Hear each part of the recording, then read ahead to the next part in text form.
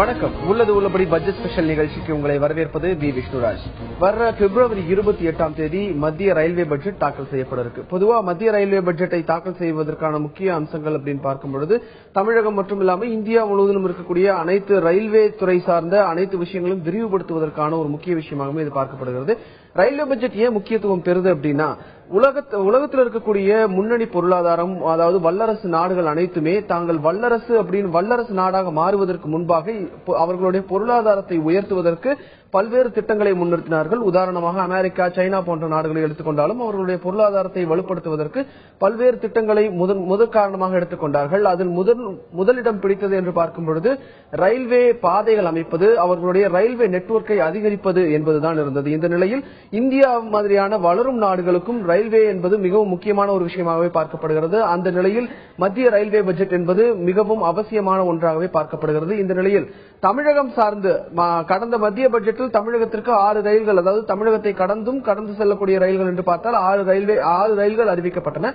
இந்த நிலையில் இந்த வருடம் தமிழகம் குறித்து எந்த மாதிரியான எதிர்பார்ப்புகள் இருக்கிறது என்பது குறித்த ஒரு செய்தி தொகுப்பை முதலில் பார்த்துவிடலாம்.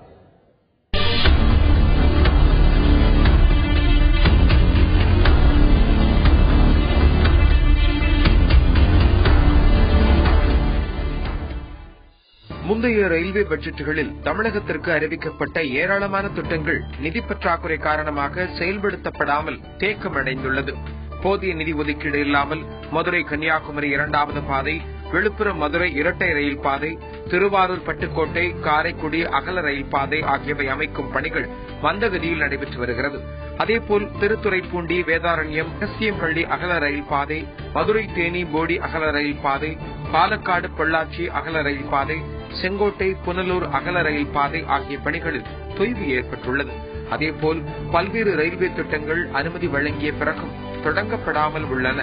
நாகப்பட்டினம், திருத்துறைப்பூண்டி, மகாபலிபுரம் புதுச்சேரி, திண்டிவனம் திருவண்ணாமலை மற்றும் ஈரோட்டிலிருந்து தாராபுரம் வழியாக பழனி வரை செல்லும் திட்டம் ஆகியவை வெறும் அறிவிப்பாகவே உள்ளது. மதுரை, அருப்புக்கோட்டை, தூத்துக்குடி, மொரப்பூர், தருமபுரி, போடி, கோட்டயம், கிருஷ்ணகிரி, ஹொசூர், ஜோலார்பேட்டை, ராமநாதபுரத்திலிருந்து தூத்துக்குடி மற்றும் திருச்செந்தூர் வழியாக கன்னியாகுமரி அகல ரயில் பாதை திட்டங்களுக்கு அனுமதி வழங்கப்பட்டு துவக்கப்படாமலேயே உள்ளது. அதேபோல் காரைக்குடி, தூத்துக்குடி, திண்டுக்கல்லிலிருந்து போடி, தேனி வழியாக குமிழி செல்வதற்கான ரயில் பாதை திட்டம் மற்றும் தஞ்சாவூர், அரியலூர் திட்டங்களுக்கும் அனுமதி அளித்த பின்னரும் துவக்கப்படாமல் இருப்பதாக மக்கள் வேதனை தெரிவித்துள்ளனர்.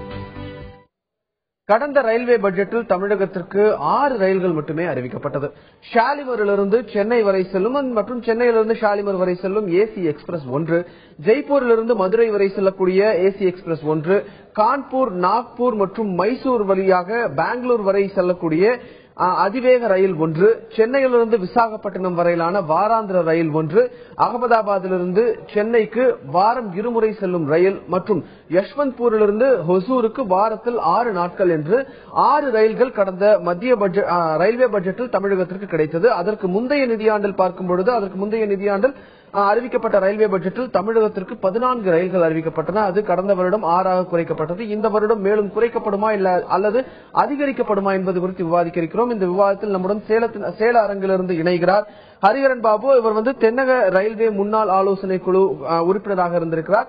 வணக்கம் திரு ஹரிஹரன் பாபு. சார், இப்போ ரயில்வே பட்ஜெட், நீங்க தென்னக ரயில்வேயின் முன்னாள் ஆலோசனை குழு உறுப்பினர் அப்படின்ற முறையில பொதுவாக இந்த ரயில்வே பட்ஜெட்டில் தமிழகம் அப்படின்னு எடுத்துக்காம இந்தியா ஃபுல்லா எடுத்துக்கிட்டோம் அப்படின்னா தற்போது இருக்கக்கூடிய ரயில்வே சூழ்நிலையை எடுத்து பார்க்கும் பொழுது என்னென்ன எதிர்பார்ப்புகள் இருக்கிறது, என்னென்ன தேவைகள் இருக்கு? சேலம் ரயில்வே கோட்டத்தை பொறுத்த வரைக்கும் எடுத்துட்டீங்கன்னா ஆரம்பிச்சு ஏறத்தாழ 8 வருஷம் ஆகுது. 8 வருஷத்துக்குள்ள அவங்க எதிர்பார்த்ததுக்கு மேல அபரிமிதமான வருமானத்தை இந்த ரயில்வே கோட்ட மக்கள் நாங்கெல்லாம் சேர்ந்து பண்ணி கொடுத்துருக்கோம். 12 மாவட்ட மக்கள், 5 மாநகராட்சிகளை உள்ளடக்கியது சேலம் ரயில்வே கோட்டம். இவ்வளவு பெரிய ரயில்வே கோட்டம் 600 கோடி ரூபாய்க்கு மேல வருமானத்தை ஈட்டி கொடுத்துட்டு இருக்கோம். ஈட்டி கொடுத்தாலும் கூட எங்களுடைய வளர்ச்சி திட்டங்கள், எங்களுடைய கோரிக்கைகள், பல்லாண்டு கால கோரிக்கைகள், அறிவிக்கப்பட்ட ரயில்கள், இதெல்லாம் எதையுமே ரயில்வே திட்டத்தில் இன்னும் அறிவித்தபடி செஞ்சு கொடுக்கல இந்த ரயில்வே நிர்வாகம். உதாரணத்துக்கு சொல்லணும்னு சொல்லி கேட்டீங்கன்னா, தமிழகத்தினுடைய தென்னக பகுதியில் இணைக்கக்கூடிய அளவுக்கு ஆன்மீக சுற்றுலா சென்று வரக்கூடிய அளவுக்கு இருக்கக்கூடிய ஒரு சில பாதைகள் சேலத்திலிருந்து தமிழகத்தினுடைய தென்னக பகுதிகள் திருச்செந்தூர், கன்னியாகுமரி, மதுரை, ராமேஸ்வரம், திருச்சி, கிழக்கு பகுதியில் இருக்கக்கூடிய கும்பகோணம், தஞ்சாவூர், இந்த மாதிரி ஊர்களுக்கெல்லாம் ஒரு ரயில் வசதி கூட சேலத்திலிருந்து கிடையாது. சேலம் 6 ரயில் பாதை சந்திப்புகள் கொண்டது. சேலம்ன்றது ஒரு பெரிய பெருமைமிக்க நிகழ்ச்சி. என்னன்னு சொல்லி கேட்டீங்கன்னா, இந்தியாவிலேயே வட மாநிலங்களையும் தென் மாநிலங்களையும் நேரடியாக பூகோள ரீதியாக இணைக்கக்கூடிய ஒரே பாதை ரயில் மார்க்கத்திலையும் சாலை மார்க்கத்தில் சேலம் மட்டும்தான். இந்த மாதிரி இருந்தும் கூட சேலத்துக்குன்னு தனியா ரயில் விடப்படவில்லை. சேலம் கோட்டை ஆரம்பிச்சதுக்கு அப்புறம் சேலம் டு சென்னை எக்மோர் எக்ஸ்பிரஸ் ஒன்று விட்டாங்க, கோயம்புத்தூர் நாகர்கோவில் எக்ஸ்பிரஸ் விட்டாங்க, கோயம்புத்தூர் திருப்பதிக்கு வாரத்தில் 3 நாள் ரயில். இதுதான் சார். வேற எந்த விதமான முன்னேற்பாடுகளும் எந்த விதமான முன்னேற்றங்களும் கிடையாது சேலம் ரயில்வே கோட்டத்தை பொறுத்த வரைக்கும். இதுல நாங்க சொல்ல வருது என்னன்னு சொல்லி கேட்டீங்கன்னா, ரயில்வே துறைக்கு நாங்க எழுதி கொடுத்து இந்த மாதிரி ரயில்கள்லாம் எங்களுக்கு வேணும் அப்படின்னு எழுதி கொடுத்து அவங்க என்ன சொல்றாங்க, 130% உங்க பாதையில போயிட்டு இருக்குது அப்படின்றாங்க. நாங்கள் அதை ஏற்றுக்கொள்ள மாட்டோம். ஏனென்று கேட்டால், நாங்கள் கேட்கக்கூடிய ரயில்கள் அனைத்தும் கோரிக்கைகள் அனைத்தும் சேலம் கோட்டத்திற்கு கொடுங்கள் தான் கேட்கறோம். எங்களோட சேலம் கோட்டத்துக்கு உண்டான கோரிக்கையை கொடுங்க. ஏன்னா நாங்க வருமானத்தை ஈட்டி தரோம். மற்ற மாவட்டத்தில் இருக்கக்கூடிய மற்ற கோட்டத்தில் இருக்கக்கூடிய ரயில்களை மற்ற கோட்டங்களுக்கு செல்லும் போது எங்களுடைய தண்டவாளத்தை தேய்க்கிறது, எங்களுடைய மின்சார பராமரிப்பு ஏற்றுக்கொள்வது, தண்ணீர் ஏற்றுக்கொள்வது, எங்களுடைய 8745 பேர் சேலம் கோட்டத்தில் பணி செய்கிறார்கள். அவர்களுடைய பணியை அவர்கள் ஏற்றுக்கொள்கிறார்கள். எங்களுக்கு என்ன பிரயோஜனம் அதனால? இவ்வளவு பெரிய வருமானத்தை ஈட்டி கொடுக்கறதுனால. அதனால சேலம் கோட்டத்திற்கான தனி ரயில்கள் நாங்கள் கேட்கிறோம். அந்த தனி ரயில்கள் என்னன்னு சொல்லி கேட்டீங்கன்னா, தனி ரயில் கேட்டா இல்லைன்றீங்க, கேட்டா பெட்டி இல்ல, இன்ஜின் இல்லைன்றீங்க. ஏறத்தாழ 2009 வருஷத்திலிருந்து இந்த வருடம் வரைக்கும் ஏறத்தாழ 15,000 பெட்டிகள் தயாரிக்கப்பட்டதாக ரயில்வே நிர்வாகத்திற்கு ஒரு குறிப்பேடு தெரிவிக்கிறது. இருந்தும் கூட நமக்கு பெட்டிகள் ஒதுக்கப்படவில்லை. இருந்தாலும் கூட நாங்கள் கேட்பது தற்காலிகமாக இப்பொழுது கேட்கப்படுவது நீட்டிப்பு ரயில்கள். குறிப்பாக நெல்லையிலிருந்து ஈரோடு வரை வெறுமனை நின்று கொண்டிருக்கிற ரயில், ஏற்கனவே அறிவிக்கப்பட்ட செங்கோட்டை ஈரோடு ரயில், திருச்சி ஈரோடு ரயில், பாலக்காடு ஈரோடு ரயில், சோரனூர் ஈரோடு ரயில், கோயம்புத்தூர் ஈரோடு ரயில், இத்தனை ரயில்களும் ஈரோட்டில் 18 நிற்கின்றன. பயணிகளை ஏற்றுக்கொண்டு ஈரோட்டில் இறக்கி விட்டு நிற்கின்றன. 18 நிற்கக்கூடிய இந்த ரயிலை 54 கிலோமீட்டர் கொண்ட சேலத்துக்கு நீட்டிப்பு செய்தால் தென்னகத்தினுடைய பகுதி மக்களுக்கு செல்வதற்கு தனியாக ஒரு ரயில் வசதி கிடைத்த இருக்கும். தென்னகத்தில் செல்லக்கூடிய மக்கள் நாடாரண மக்கள், தேவரண மக்கள், இந்த சமுதாயம் மக்கள் எல்லாம் சிறுபான்மை சமுதாய மக்கள், இந்த மக்கள் எல்லாம் பயன்படுத்தக்கூடிய அளவுக்கு நகர தாரிவங்கள்லாம் பயன்படுத்தக்கூடிய அளவுக்கு சேலத்திலிருந்து அன்மிக சுற்றுலா செல்வது பயணிகள் வசதி நல்லபடியாக கிடைக்கும். இதனால ஒன்னும் நஷ்டமும் கிடையாது ரயில்வேக்கு. ஏன்னு கேட்டீங்கன்னா, 54 கிலோமீட்டர் கூட சேலத்துக்கு ஈரோடுல இருந்து நீட்டிக்கப்பட்டால் இரட்டை அகல ரயில் பாதை வசதி உள்ளது சேலம். 2 அகல ரயில் பாதை வசதி இருக்கும்போது ஒரு ரயில் வரலாம், ஒரு ரயில் போகலாம். ஓடுறதுக்கு தண்டவாளம் இருக்கு, ஏறுறதுக்கு ரயில் பயணிகள் இருக்காங்க, ஓட்டுறதுக்கு ரயில் இருக்கும்போது ரயில்வேக்கு என்ன நஷ்டம்? இதனால் இப்படி பயன்பாட்டுக்கு ஏற்படுத்தப்பட்டால், இந்த வழித்தடங்கள் ரயில் விட்டால் ஏறத்தாழ சேலம் ரயில்வே கோட்டம் ஒன்றுக்கு ஒரு நாள் ஒன்றுக்கு 1 லட்சம் ரூபாய் ரயில் பயணிகளுக்கு வருமானம் கிடைக்கும், ரயில்வே துறைக்கு வருமானம் கிடைக்கும். அதே மாதிரி சேலத்திலிருந்து சென்னையிலிருந்து சேலம் வழியாக ஈரோடு 18 நிற்கக்கூடிய ஏற்காடு எக்ஸ்பிரஸ் ரயிலை ஒரு முறை பெங்களூர் சென்றவர் ஏற்பாடு செய்தால் 50,000 ரூபாய் சேலம் கோட்டத்துக்கு வருமானம் கிடைக்கும். எப்படின்னு கேட்டீங்கன்னா, சேலத்துக்கு கோட்டத்தில் இருக்கக்கூடிய மக்கள் ஈரோடு சேலம் வழியாக தருமபுரி வழியாக செல்லும் பொழுது போக வர டிக்கெட் டிக்கெட் எடுத்துக்குவாங்க. அந்த டிக்கெட் வருமானம் சேலம் கோட்டத்துக்கு தான் சேரும். அதே மாதிரி கோயம்புத்தூர் மன்னார்குடியிலிருந்து கோயம்புத்தூருக்கு சென்று கொண்டிருக்கக்கூடிய செம்மொழி எக்ஸ்பிரஸ் அது 17 மணி நேரம் கோயம்புத்தூர்ல சும்மா நிற்கக்கூடிய அந்த செம்மொழி எக்ஸ்பிரஸ் மன்னார்குடி கோயம்புத்தூர் எக்ஸ்பிரஸ் ரயில ஒரு சிங்கிள் போயிட்டு ஒரு single return Bangalore to Coimbatore, Coimbatore to Bangalore விட்டா ஏறத்தாழ 40-50,000 ரூபாய் போக வர டிக்கெட் வருமானம் கிடைக்கும். அதே மாதிரி ஈரோடுல இருந்து ஜோலார்பேட்டை 2 பேசஞ்சர் ரயில் போகுது. ஒரு நேரத்தில் இன்னொரு நேரத்தில் 2 பேசஞ்சர் ரயில் ஈரோடுல போய் சும்மா நிக்குது. ஈரோடுல போய் ஜோலார்பேட்டையில் சும்மா நிக்குது. ஈரோடு ஜோலார்பேட்டை ரயில் ஜோலார்பேட்டையில் வெறுமனே 18 நிற்கக்கூடிய அந்த ஒரு ரயிலை திருப்பதிக்கும் ஒரு ரயிலை சென்னைக்கும் நீட்டித்தால் சாமானிய மக்கள், ஏழை மக்கள் பயன்படுத்திக் கொள்வார்கள். அதே மாதிரி சென்னையிலிருந்து அரக்கோணம் வரைக்கும் ஓடிக்கொண்டிருக்கக்கூடிய ஏலகிரி எக்ஸ்பிரஸ் ரயிலை இரவு நேரத்தில் அரக்கோணத்தில் நிறுத்திவிட்டு திருப்பத்தூர் அரக்கோணம் டு சென்னை வரக்கூடிய திருப்பத்தூர் வரைக்கும் வந்து அதிலிருந்து மறுபடியும் ஜோலார்பேட்டை வரைக்கும் கொண்டு நிறுத்திக்கிறாங்க அந்த ரயில. அந்த ரயில தயவு செய்து சேலம் வரைக்கும் நீட்டிக்குங்கள். சேலம் வரைக்கும் நீட்டாது, இரவு நேரத்தில் நீட்டாது, சேலம் டவுன் ஸ்டேஷன் வரைக்கும் நீட்டிச்சீங்கன்னா டவுன் ஸ்டேஷன்ல மக்கள் ஏறிக்குவாங்க. காலையில 6 மணிக்கு ஏறினா 10 மணிக்கு சென்னை போய் சேர்ந்துடும். உங்களுக்கு தனியா பாதை போட வேண்டிய அவசியம் கிடையாது, தனியா ரயில்வே தேவையில்லை, தனி இன்ஜின் தேவையில்லை, எல்லாமே பண்ண முடியும். அதே நேரத்தில் ஒரு ரயில்ல பயணிக்கும் போது பயணிகளுக்கு உண்டான அத்தனை வசதிகளும் செஞ்சு தர முடியலனாலும் கூட ரயில்வே துறையில ப்ரீபெய்டு சர்வீஸ் என்று சொல்லுவாங்க. முன்கூட்டிய பணத்தை பெற்றுக்கொண்டு அவருக்கு உண்டான சேவையை செய்ய வேண்டியது ரயில்வே துறையின் கடமை. ஆனால் முன்பதிவு செய்யாத அண்டர்சர்வ்டு கோச், முன்பதிவு செய்யாத பெட்டிகளில் இஷ்டத்துக்கு டிக்கெட் வைக்கும் போது 1000, 2000, 3000 விற்கும் போது இருக்கக்கூடிய 2 பெட்டி 3 பெட்டியில மக்கள் ஏறினாங்கன்னா பிதுங்கிக் கொண்டு வழி பிரிந்து கொண்டு ஏறுகிறார்கள். டாய்லெட்ல 5 பேர் நிக்கிறாங்க, படிக்கட்டுல 5 பேர் நிக்கிறாங்க, மேல 4 பேர் நிக்கிறாங்க, ஒதுங்கி ஒரு கால ஒத்த கால் நிக்கிறாங்க. ஆனா முழு பணத்தை கட்டிட்டு அவங்க பயணிக்கிறாங்கன்றதை ரயில்வே நிர்வாகம் கவனித்துக் கொள்ள வேண்டும். அதுக்கு என்ன வழின்னு சொல்லி கேட்டீங்கன்னா 24 பெட்டிகளை இணைப்பதற்கு பதிலாக 35 பெட்டிகளை இணைத்துக் கொள்ளலாம். எப்படின்னு கேட்டீங்கன்னா 35 பெட்டிகளை இணைக்கும் போது தண்டவாள வசதி இல்லை என்று சொல்ல முடியாது. தண்டவாளத்தின் நீளம் எப்பொழுது இருக்கும். ஆனா பிளாட்ஃபார்ம் வசதியை, உள்கட்டமைப்பு வசதியை அதிகப்படுத்தி நீளத்தை அதிகப்படுத்தினால் 35 பெட்டிகள் கொண்ட வண்டியை நிறுத்த முடியும். சரி, 32 வண்டி இழுக்க முடியாது என்று சொல்ல முடியாது. ஏன் என்று கேட்டால் ஒரு இன்ஜின் 62 சரக்கு பட்டைகளை இழுத்து செல்கிறது. 50 சரக்கு பட்டைகளை, 45 சரக்கு பட்டைகளை, இந்த மாதிரி சரக்கு பட்டகங்களை இழுத்து செல்லக்கூடிய ஒரு இன்ஜின் ஏன் 35 பயணிகள் பட்டியல் இழுக்க முடியாது? இழுக்க முடியும். உதாரணமாக சொல்ல வேண்டாம், ஆஸ்திரேலியாவில் தெற்கு எல்லையிலிருந்து வடக்கு எல்லை வரைக்கும் ஏறத்தாழ 35 ரயில் பெட்டிகள் கொண்ட ஒரு ரயில் இன்ஜினுடன் இழுத்துக் கொண்டு செல்கிறது. இதையெல்லாம் கருத்தில் கொண்டு நாம் 35 பெட்டிகளை அட்லீஸ்ட் 10 பெட்டி அண்டர்செட் கோச் என்ன கிடைத்தார் எப்படின்னு கேட்டீங்கன்னா இப்போ அதிகமான ரயில் பெட்டிகளை நடவடிக்கைகள் எடுக்கணும் அப்படின்றது. கோவை மக்களின் ரயில்வே தேவைகள் மற்றும் எதிர்பார்ப்புகள் குறித்த ஒரு செய்தி தொகுப்பை பார்த்துவிடலாம். மத்தியில் ஆட்சி மாற்றத்துக்கு பின் கடந்த ஆண்டில் தாக்கல் செய்யப்பட்ட ரயில்வே பட்ஜெட்டில் கோவைக்கென சிறப்பான அறிவிப்புகள் ஏதும் இடம்பெறவில்லை.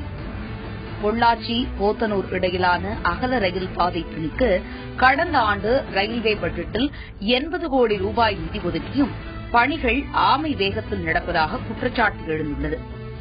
அதேபோல கோவை ரயில் நிலையத்தின் நெரிசலை குறைக்கும் வகையில் வடகோவை, கீழமேடு மற்றும் போத்தனூர் ரயில் நிலையங்களில் கூடுதல் வசதிகளை ஏற்படுத்த வேண்டும் என்பதும் நீண்ட நாள் கோரிக்கையாக உள்ளது. மேலும் வாகன நெரிசல்களை குறைக்கும் வகையில் கோவை, திருப்பூர், பொள்ளாச்சி, மேட்டுப்பாளையம் நகரங்களுக்கு இடையே சர்க்குலர் ரயில் இயக்க வேண்டும் என்று தொழில்துறையினர் கோரிக்கை விடுத்துள்ளனர்.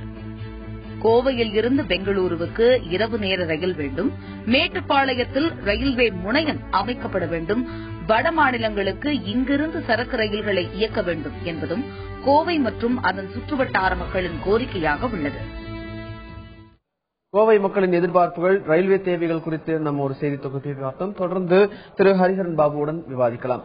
வணக்கம் திரு ஹரிஹரன் பாபு. இப்ப நீங்க நம்ம பேசிட்டு இருந்த முன்னாடி சொன்னீங்க, பொதுவாக இப்ப நம்ம மத்திய பட்ஜெட்ல ரயில் வேணும் எங்களுக்கு, இந்த மாதிரியான இந்த ஊர்ல இருந்து இந்த ஊர் போறதுக்கு எங்க ஊர்ல இருந்து ரயில் வேணும், ரயில் தேவை அதிகமா இருக்கு அப்படின்னு சொல்றதை தாண்டி இப்போ எங்களுக்கு ரயில் வேணும் அப்படிங்கறதையும் இல்லாம அதுக்கு இருக்கக்கூடிய ரயில்கள் அதிகமான பெட்டிகளை இணைத்தாலே நம்மளுடைய தேவை பூர்த்தி செய்யப்படும் அப்படிங்கிற ஒரு நிலைக்கு தள்ளப்பட்டிருக்கு. இந்த நிலையில இந்த நீங்க எதிர்பார்க்கக்கூடிய இந்த அதிகமான ரயில் பெட்டிகள் இணைப்பாவது நடக்கும் நினைக்கிறீங்களா? ரயில் பெட்டிகள் இணைப்பு சேவையை அதிகப்படுத்த வேண்டும் என்பது எது மக்களுடைய எதிர்பார்ப்பாக இருக்கிறது. நடத்த முடியும் என்பது எங்களுடைய கருத்தாக இருக்கிறது. இதுல எந்த நஷ்டமும் ரயில்வே நிர்வாகத்துக்கு கிடையாது. பெட்டிகளை இருக்கு, ஓடிட்டு இருக்க ரயில தானே நேரம் நீட்டிக்க போறாங்க. இதுல எந்த நஷ்டமும் கிடையாது. உதாரணத்துக்கு சென்னையிலிருந்து கரூர் வரைக்கும் இந்த ரயில கோயம்புத்தூர் நீட்டாங்க, கோயம்புத்தூர்ல இந்த ரயில கேரளா நீட்டாங்க, அப்புறம் பெங்களூர் நீட்டிட்டாங்க.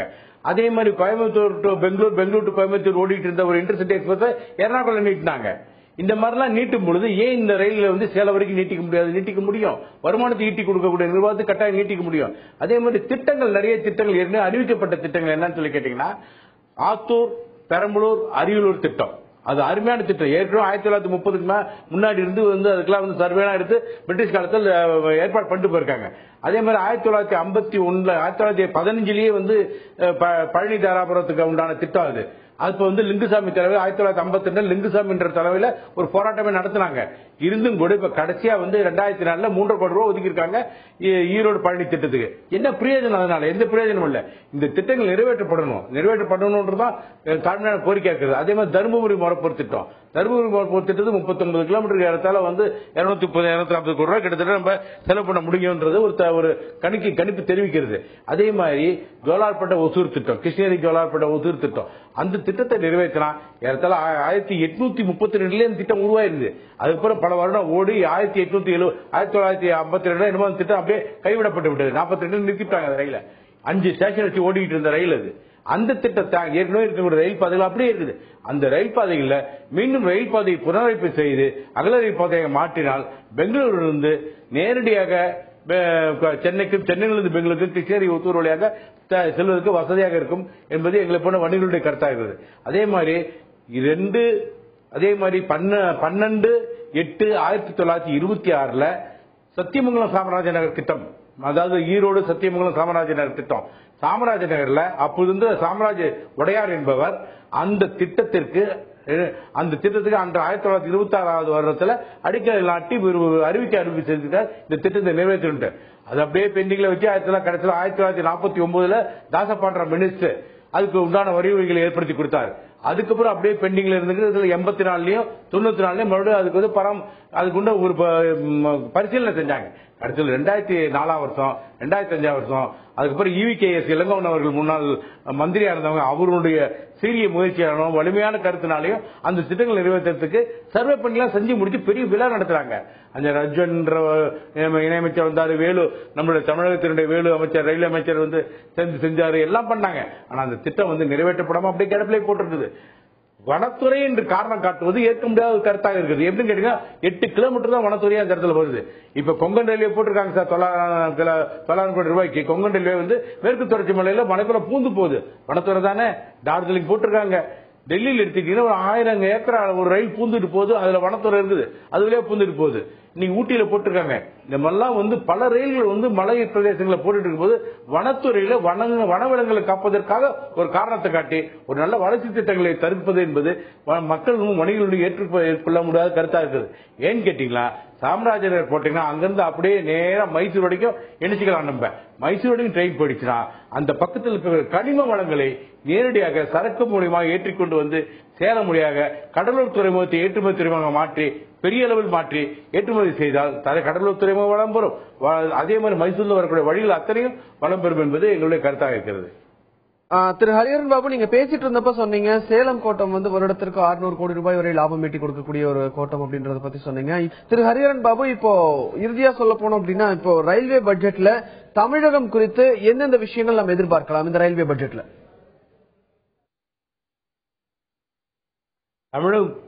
தமிழகம் குறித்து விழுப்புரம் வரைக்கும், விழுப்புரத்திலிருந்து தூத்துக்குடி, மதுரையிலிருந்து தூத்துக்குடி, மதுரையிலிருந்து கன்னியாகுமரிக்கு இரட்டை அகல ரயில் பாதை திட்டங்கள், அதே மாதிரி செங்கல்பட்டிலிருந்து இரட்டை அகல பாதை, நம்ம 3வது பாதை, இந்த மாதிரி பாதைகள், சின்னசேலம், ரிஷிவந்தியம், திருவண்ணாமலை, இந்த மாதிரி ஊருக்கு புதிய பாதை அமைக்கப்படும் சொல்லி ஏற்கனவே திட்டங்கள் அறிவிக்கப்பட்டது. வேலூர் ரயில்வே மினிஸ்டர் இருந்தப்ப அறிவிக்கப்பட்டது. அந்த திட்டம் இன்னும் கிடப்பிலேயே போடப்பட்டிருக்குது. இந்த மாதிரி பல திட்டங்கள் சொல்லலாம். நம்ம அரியலூர், தஞ்சாவூர் அரியலூர் கும்பகோணம் திட்டம், இந்த மாதிரி திட்டங்கள்லாம் நிறைவேற்றப்படாம அப்படியே இருந்துக்குது. நம்ம கேட்கறது எல்லாமே அதே மாதிரி எடுத்துக்கிட்டீங்கன்னா, இப்ப திண்டுக்கல் பழனி ரயில் ஓடிட்டு இருக்கு இப்ப. ஆனா பொள்ளாச்சி பழனிக்கு பாதைகளை போட்டாங்கன்னா நேரடியாக ரயில் பாதை ஏற்படுத்த முடியும். அதே மாதிரி பொள்ளாச்சி கோயம்புத்தூர் பாதை, போத்தனூர் பாதை, கிணத்துக்கடவு பாதை அப்படியே கிடப்பிலே கிடக்குது. அந்த பாதையை நிறைவேற்றி கொடுத்தா பொள்ளாச்சியிலிருந்து சென்னைக்கு நேரடியாக ரயில் விட முடியும். இந்த மாதிரி திட்டங்கள் நிறைய திட்டங்கள். அதே மாதிரி கன்னியாகுமரிக்கு 2வது அகல ரயில் பாதை திட்டம். அது மட்டும் இல்லாம சென்னை டு கன்னியாகுமரி, தூத்துக்குடி துறைமுகத்தில் நேரடியாக சரக்கு பெட்டகங்களை ஏற்றுவதற்கு தனியாக ரயில்வே துறையில ஒரு சரக்கு பெட்டக தனி வழித்தடம், செப்பரேட் காரிடார் அந்த மாதிரி ஒரு அமைக்கணும். இதுக்கு மட்டும் சரக்கு பெட்டக ரயில் போவதற்கு மட்டும் ஒரு தனி காரிடார் அமைக்கணும்னு சொல்லி சொன்னாங்க. அதே மாதிரி சென்னையிலிருந்து மைசூருக்கு ஒரு புதிய ரயில் விடப்படும், அது புல்லட் ரயில் மாதிரி விடப்படும் அப்படின்னு சொல்லி சொன்னாங்க. அது சாத்தியமே இல்லை. புல்லட் ரயில் விட்டா ஏகப்பட்ட செலவுகள் தான் ஆகும். எப்படின்னு கேட்டீங்கன்னா, சென்னையிலிருந்து மைசூருக்கு விடப்படுகிற புல்லட் ரயிலுக்கு 245 வளைவுகள் இருக்கின்றன. அந்த வளைவுகள் 5% மேல் இருக்கக்கூடாது, 5 இதுக்கு மேல இருக்கக்கூடாது. அந்த ஆங்கிள் 5 ஆங்கிளுக்கு மேல போயிடுச்சுன்னா அந்த ஆங்கிள் நேர் பண்ணணும். நேர் பண்ணா டிகிரி 5 டிகிரி, அந்த 5 டிகிரிக்கு மேல நேர் பண்ணாதான் அந்த ரயிலை விட முடியும். இது ரொம்ப ஒரு விஷயம் என்னன்னு சொல்லி கேட்டீங்கன்னா, ரொம்ப ஒரு வேதனையான விஷயம். 245 இடத்துல 5 டிகிரிக்கு மேல இருக்குதுன்னா 10 இடங்கள் மட்டும்தான் சென்னை டு பெங்களூர் வரைக்கும் இருக்கு. அதை நேர் பண்றது ஈஸியா பண்ணிடலாம். ஆனா பெங்களூர் டு மைசூர் 235 இடம் இருக்கு. அதை நேர் பண்ணா பல கோடி ரூபாய் செலவாகும். இப்படி பல கோடி ரூபாய் செலவு பண்ணாலும் ரயில்வே திட்டங்கள்ல செலவு பண்ணாலும் கூட ஏதாவது பெரிய வருமானத்தை ஈட்ட முடியுமா? ஈட்ட முடியாது. நேரத்தை குறைக்கலாம். ஆனா இந்த மாதிரி திட்டங்களுக்கு ரயில்வே துறை செலவு பண்றதுக்கு பதிலா நம்முடைய வளர்ச்சி திட்டங்கள், வழித்தடங்களுக்கு வருமானம் தரக்கூடிய வளர்ச்சி திட்டங்கள், வழித்தடங்கள் வருமானம் தரக்கூடிய வருவாய் பெருக்கக்கூடிய அந்த ரயில்களை விடப்பட்டால் நேரடியாக ரயில் வசதி ஏற்படுத்த முடியும். முதல்ல சொன்ன மாதிரி ஆத்தூர் பெரம்பலூர் திட்டம், சின்னசேலம் ரிஷிவந்தியம் திருவண்ணாமலை அந்த திட்டம், இந்த திட்டத்தெல்லாம் நிறைவேற்றினா நல்ல ஒரு வருமானத்தை ஏற்படுத்த முடியும். அதே மாதிரி தருமபுரி மொரப்பூர் இதெல்லாம் ஏற்கனவே ரயில் ஓடிட்டு தருமபுரி மொரப்பூர்லாம் 1905 ரயில் ஓடிட்டு இருந்துச்சு. அதே மாதிரி கிருஷ்ணகிரி இந்த பக்கம் ரயில் ஓடிட்டு இருந்துச்சு. 558 கோடி ரூபாய் உருவாக்குனாங்க. மறுபடியும் அது பல தடவை உருவாச்சு. 225 558 கோடி, அதுக்கப்புறம் மறுபடியும் 600 கோடி. நீங்க 1000 கோடி ரூபாய் போட்டா கூட அந்த திட்டத்தை நிறைவேற்ற முடியுமான்றது சந்தேகமா இருக்குது. கிருஷ்ணகிரி தருமபுரி கிருஷ்ணகிரி ஒசூர் வழியா ஜோலார்பேட்டை வழியா போகக்கூடிய இந்த பாதைகள்லாம் அறிவிச்சபடி செஞ்சா தான் செயல்படுத்த முடியும். ஆனா சொல்றதை வைத்து பார்க்கும்போது அறிவிப்புகள் வெளியிடப்பட்டிருக்கு. இந்த நிலையில அந்த அறிவிப்புகள் செயல்படுத்தப்பட வேண்டும் அப்படிங்கறது நீங்க சொல்றதுல இருந்து நான் புரிஞ்சுக்கிறேன். இந்த மத்திய பட்ஜெட், அதாவது வருகின்ற மத்திய ரயில்வே பட்ஜெட்ல தமிழகத்தின் தேவை என்ன என்பது குறித்து உங்களுடைய தகவல்கள் மற்றும் உங்களுடைய எதிர்பார்ப்புகள், கோரிக்கைகள் என்னென்ன கோரிக்கைகள் முன்வைத்தீங்க அப்படிங்கறது எல்லாம் ஒரு தகவலாக சொன்னதற்கு உங்கள் தகவல்களுக்கு நன்றி. மத்திய ரயில்வே பட்ஜெட்டை பொறுத்தவரை பல்வேறு திட்டங்கள் முன்னதாகவே அறிவிக்கப்பட்டிருக்கிறது. மத்திய ரயில்வே பட்ஜெட் மட்டுமல்ல, தொழில்துறை மற்றும் இந்தியாவை சார்ந்த எந்த துறையை எடுத்துக்கொண்டாலும் அது அவர்களுக்கு தனியான திட்டங்கள் தற்போது தேவையில்லை. ஏற்கனவே அறிவிக்கப்பட்டிருக்கக்கூடிய அடிப்படை விஷயம் தேவை என்ன என்று பார்க்கும் பொழுது ஏற்கனவே அறிவிக்கப்பட்டிருக்கக்கூடிய திட்டங்களை சீர்படுத்த வேண்டும், செயல்படுத்த வேண்டும் என்பதே அனைத்து தரப்பினரின் கோரிக்கையாகவும் இருக்கிறது. அதுவே ரயில்வே துறையை பொறுத்தவரையும் அந்த விஷயமா அதுவே இந்த ரயில்வே துறையிலும் பார்க்கப்படுகிறது. மேலும் இத்துடன் இந்த உள்ளது உள்ளபடி பட்ஜெட் ஸ்பெஷல் நிகழ்ச்சி நிறைவு பெறுகிறது. தொடர்ந்து இணைந்திருங்கள் தந்தி டிவியுடன்.